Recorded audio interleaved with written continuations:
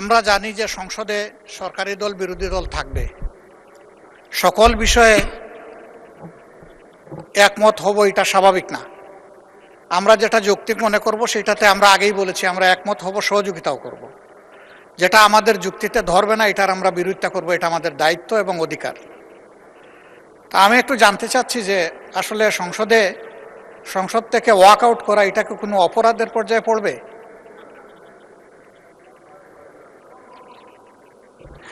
মাননীয় বিরোধী দল নেতা, আমরা সকলেই তো জানি এটা ডেমোক্রেটিক রাইটস অ্যান্ড প্র্যাকটিস। আচ্ছা, তা আমাদের রাইটস আছে, সেই রাইটসের বলে আমরা যা উপযুক্ত মনে করেছি, আমরা আগের আলোচনায় আমরা সেই রকমই ওয়াক আউট করেছি। কিন্তু দুঃখের বিষয় যে সিনিয়র যারা এখানে মাননীয় সদস্য আছেন তারা আগেও পার্লামেন্টে ছিলেন এবং এখনও এসেছেন, তারা ভাগ্যবান।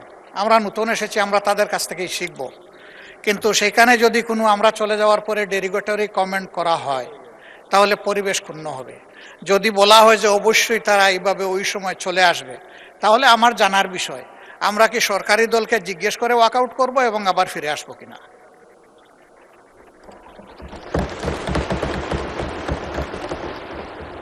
আমি আপনার দৃষ্টি আকর্ষণ করলাম। আমি আশা করব ভবিষ্যতে এই ধরনের পরিবেশ নষ্ট হয়, এই ধরনের কেউ কোনো কর্মকাণ্ডে জড়িত হবেন না। ধন্যবাদ আপনাকে মাননীয় স্পিকার।